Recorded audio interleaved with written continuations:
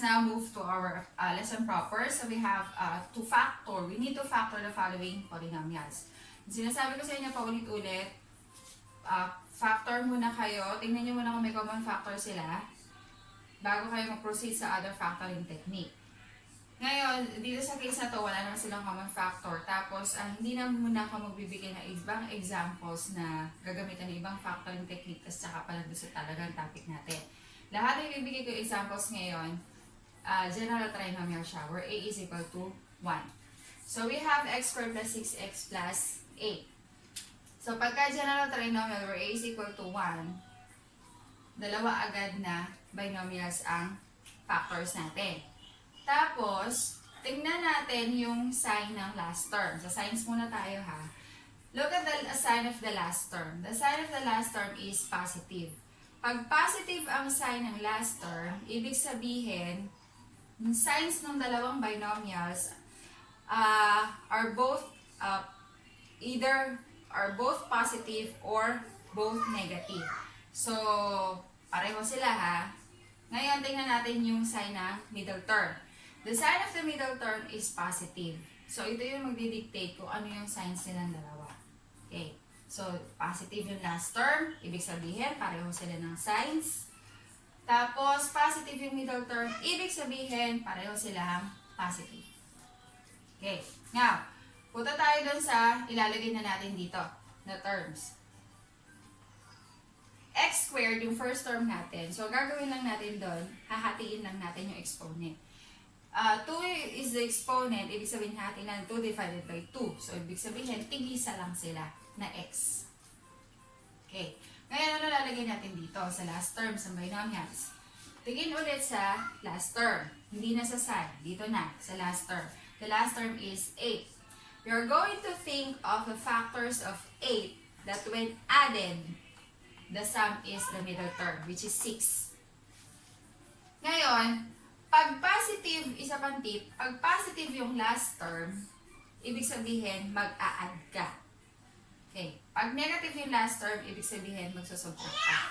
This is positive, so ibig sabihin, mag-a-add ka. What are the factors of 8? We have 8 and 1, and then 4 and 2. Sa tingin ninyo, dahil positive sila, kaya di ko na nilagay yung may negative. Sa tingin ninyo, alin dyan, ang pag-inadd ninyo, 6 ang sagot. Definitely not 8 and 1. Dito tayo sa 4 and 2. 4 plus 2 is equal to 6. So those are the factors. We have the quantity of x plus 4 times the quantity of x plus 2. If you are going to check this, pag minultiply natin to, kailangan ito yung sagot para malaman natin kung tama yung sagot natin. FOIL method ulit. First terms, x times x is x squared. And then, the outer terms, x times 2 is 2x plus 2x. The inner terms is 4 times x plus 4x. And then the last terms, 4 times 2 is 8. Combining the like terms, we have x squared plus 6x plus 8. They're the same. Okay, so hindi na tayo magaganto mamaya sa factors na agad tayo. Diretso na tayo. Okay, so erase ko lang to. And then move tayo dun sa ating second example. So we have p squared minus 10p plus 9. So general trinomial, dalawa agad tayo na trinomials. Look at the sign of the last term. The sign of the last term is positive. Ibig sabihin, pareho sila ng sign. Look at the sign of the middle term. The sign is negative. Ibig sabihin, pareho silang negative. Okay. P squared yon, so divided by 2, dun sa exponent tayo, so tigisa. If this is p to the fourth, p squared yan. P squared tsaka p squared. Basta divided by 2. Okay. Next, look at the last term. The last term is 9. So, think of factors of 9. Positive to ha, ibig sabihin mag-a-add kayo. Factors ng 9 na pag in-add ninyo, 10 ang sagot. We have 9 and 1, at saka 3 and 3. So, alin dyan? Hindi na yung 3 and 3. Pag in-add mo yan, 6 lang yan. So, 9 and 1. So, yun na yung factors natin. Ma'am, nagkabaliktad po yung nilagay ko. Ang nilagay ko ay p minus 1 and p minus 9. Tama pa rin po ba? Yes. Tama pa rin yan. Yung sinasabi ko dati, commutative property.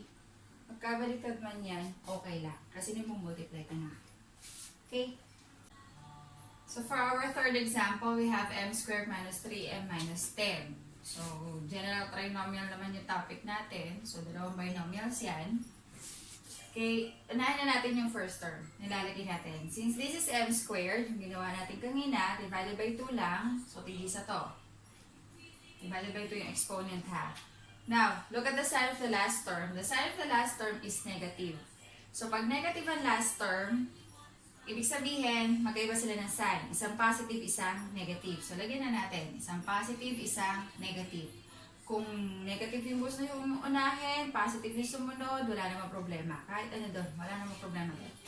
Next, we have, wag na natin tingnan muna na yung sign ng last term. Tingnan natin itong 10. So, since negative yung last term natin, sabi ko kanina, magsusubtract kayo. Magsusubtract. Pag positive yon, mag-a-add tayo. So, this is 10. Ano yung factors ng 10 na pag nag-subtract kayo, free ang sagot? So, ano ba yung factors ng 10? We have 10 and 1 at saka 5 and 2. So, pag nag-subtract kayo, 10 minus 1, pwedeng, hindi ko na nilagay ng signs kasi dito naman, no? So, pwedeng negative 9 o positive 9. So, hindi na yan kasali. Yung 5 and 2, pwedeng positive 3, pwedeng negative 3. So, ito yung pwede nating isama. Ilagay. 5 and 2. Saan natin ngayon lalagay? Alin ang lalagay natin dito sa may positive? Alin ang lalagay natin dito sa may negative? So, dito kayo ngayon titingin sa sign ng middle term. The sign of the middle term is negative. Tingin kayo dito, alin ang mas malaki ang number? Parang absolute value yung titingnan ninyo. Alin ang mas malaking number? Regardless of the sign ha. So, 5 and 2, mas malaki yung 5. 5 yung kukunin natin, this is negative, siya ang mapupunta dito sa merong negative. So, yung isa, dito sa may positive. So, we have m plus 2, the quantity of m plus 2 times the quantity of m minus 5. Okay, next, for our fourth example, we have y to the fourth plus y squared minus 12. So, dalawa ulit na binomials. Y to the fourth, so the exponent divided by 2, so y squared. Y squared. The sign of the last term is negative. So, ibig sabihin, magkaiba ng signs. Positive ginuna natin dito kanina, negative naman ngayon. Para pareho lang. Okay. Ngayon, ano yung factors ng 12 that when you subtract, okay, pag sinubtract natin, 1 ang sagot. Kasi 1 yung numerical coefficient dito. So, ano ba yung factors ng 12? 12 and 1, 6 and 2, 4 and 3. Kung meron pa, wala na siguro. Okay, so 12 and 1, pag nag-subtract kayo dyan, it's either negative 11 or positive 11. So, hindi na pwede. 6 and 2, it's either negative 4 or positive 4. Pag nag-subtract ha, 4 and 3, eto. Pwedeng negative 1, pwedeng positive 1. But this is positive. Alin ang mas malaki ang number, regardless of the sign, 4 ang mas malaking number, positive yon. So, yung 4 ang dito mapupunta sa may positive. And then, 3.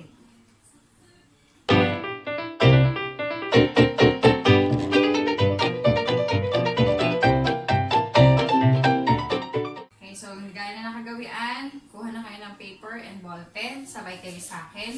Ang gagawin natin yung matulin na ha. Medyo matulin. Tulin-tulin na natin ng konti. Okay, so h squared minus 6h minus 7. So, dalawang binomials. The sign of the last term is negative. So, isang positive, isang negative. This is h squared divided by 2, ang exponent. So, tigisang h. Okay? Factors of 7, 7 and 1 lang naman yan. So, alin na lang ang lalagay natin doon. So, 7 and 1. 7 and 1, alin ang mas malaking number dyan, regardless of the sign. 7 ang mas malaki, the sign of the middle term is negative, hanapin natin yung may minus, dito siya. then yung 1 dito. Next, x squared minus 11x plus 18. So, dalawang binomials. X squared divided by 2 ang exponent. So, tigisa lang yan. The sign of the last term is positive. So, pareho sila ng sign. The sign of the middle term is negative. Ibig sabihin, pareho silang negative. Na, ano yung factors ng 18 that when added, the sum is 11.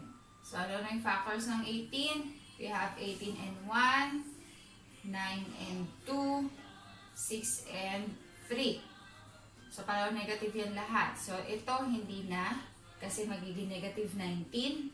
Pag ito, negative 11. So, ito na yung kukunin natin. Huwag na natin pakialamanan yan. So, negative 11 na magiging sagot dyan. Pag pareho, lagyan na natin yun. So, ito na yung factors natin. So, for our third example, we have x squared plus 2x minus 24. So, dalawang binomials ulit. X squared, tigisang x yan. The sign of the last term is negative. So, isang negative, isang positive. Okay, factors of 24 that when subtracted, the difference is positive 2. Factors of 24, we have 24, 1, 12 and 2. We have 8 and 3. We have 6 and 4. Okay. So, pag sinubtract natin, ito hindi na. Kasi pwedeng negative 23 or positive 23. Ito hindi rin. Kasi pwedeng negative 10 or positive 10. Ito hindi rin. Kasi pwedeng negative 5 or 5. Ito lang. So, pwedeng negative 2 or positive 2. Pag sinubtract natin yan. Okay. So, since this is positive, mas malaking number yung 6. So, dito yung 6, dito yung 4. So, these are the factors.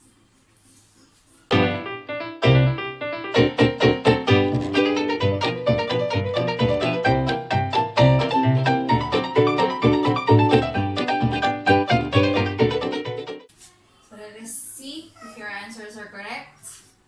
Check your own work na lang. Parang nasa classroom lang. So, n squared plus 6n plus 5. So, dalawang binomials. N squared hati, tigisa. The sign of the last term is positive. Pareho ng signs yan. The sign of the middle term is positive. So, pareho sila positive. Factors of 5. 5 and 1 lang yan. So, lagay na natin yan. 5 and 1. Next, we have m squared minus 5m minus 14. So, tigisa yan ng m. We have m. This is negative. Ibig sabihin, isang positive, isang negative. Factors of 14. We have 14 and 1. Pag sinubtract natin, hindi siya 5 or negative 5. Yung isang factors ng 14 is 7 and 2. So, pwedeng negative 5 yun. Pag sinubtract, pwedeng positive 5. So, 7 and 2. 7, 2. This is negative. Mas malaki yung 7. So, dito yung 7. Dito yung 2. Last, we have y squared plus 6y minus 16. So, dalawang binomials. Y squared. So, tigisang y. This is negative. So, isang negative, isang positive. Okay, factors of 16 that when subtracted, the difference is 6. So, ano na ba yun? 16 and 1. We have 8 and 2. We have 4 and 4. So, ito hindi na. Kasi pag sinubtract mo, 0 na yan eh. 16 and 1, pwedeng negative 15, pwedeng positive 15. So, hindi. Ito, pag sinubtract, pwedeng negative 6, pwedeng positive 6. So, ito na yan. So, the sign of the middle term is positive. Mas malaki yung number na 8. So, dito siya sa may positive. Dito yung 2.